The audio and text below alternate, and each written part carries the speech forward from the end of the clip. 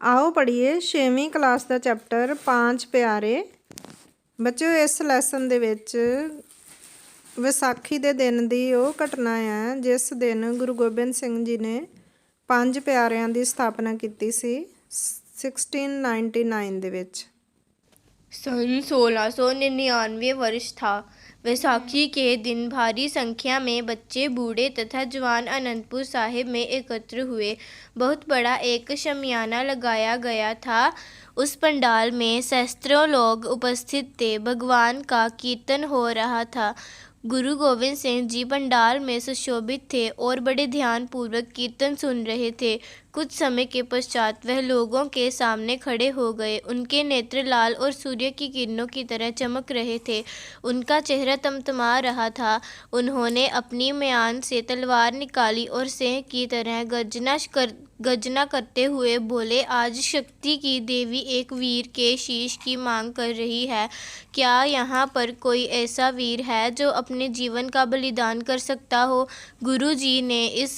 गुरु जी ने इन शब्दों का जनता पर ऐसा प्रभाव पड़ा कि कुछ देर के लिए चारों ओर चुप्पी छा गई। लोगों के हृदय दहल उठे। वे सोचने लगे, आज गुरु जी को ऐसा क्या कष्ट है जो उन्होंने किसी वीर की बलि मांगी है। कोई भी शूरवीर इस बलिदान के लिए तैयार न था। सभी अपनी अपनी गर्दन नीचे किए बैठे रहे। गुरु जी क्या चाहते थे यह कोई नहीं जानता था। वे क्यों इतने बड़े बलिदान की मांग कर रहे। गुरु जी की इस मांग को देखकर सभी परेशान थे। गुरु जी ने अंत में फिर कहा कि हजारों की इस संख्या में कोई भी ऐसा वीर नहीं जिसे मुझ पर विश्वास हो। लोगों के आश्चर्य की सीमा न रही जब उन्होंने देखा कि एक और का क्षत्रिय भाई दयाराम हाथ जोड़कर गुरु जी के सामने आ खड़ा हुआ। उस समय एक अलौकिक दृश्य उपस्थित हो गया था कि एक वीर अपना शीश भेंट कर रहा था। गुरु जी ने उसे बाजू से पकड़ा और साथ लगे तंबू में ले गए जो वहां उसी उद्देश्य के लिए लगाया गया था। तंबू में किसी को काटने की आवाज़ सुनाई दी और रक्त से भरी तलवार सहित गुरु जी बाहर आ गए। रक्त तंबू के बाहर भी बहने लगा। लोगों ने खून से रंगी तलवार देखी। बाहर आकर गुरु जी ने फिर ललकारा कि शक्ति की देवी एक और वीर की बलि मांग रही है। इस बार दिल्ली का जाट भाई धर्मदास निकला। गुरु जी उसे भी तंबू में ले गए और फिर खून से रंगी तलवार लेकर बाहर निकले। भयभीत जनता को विश्वास हो गया कि दूसरे वीर की भी बलि दी गई है। भीड़ तितर बितर होने लगी। चारों ओर सत्वता छा गई। कुछ लोग गुरु जी की माता के पास दौड़े हुए गए। उन्होंने बताया कि गुरु जी अकारण ही अपने सेवकों का वध किए जा रहे हैं, अतः उन्हें जाकर समझाएं। दूसरी ओर गुरु जी की ललकारें जारी रही।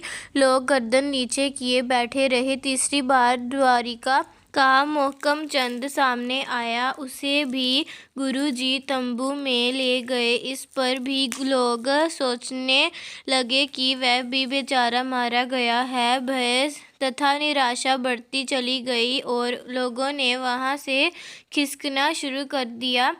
गुरु जी का चेहरा रक्त से तमतमा रहा था। उन्होंने एक अन्य वीर की मांग की। दीवान में लोग पत्थर की मूर्ति बनकर बैठ गए थे।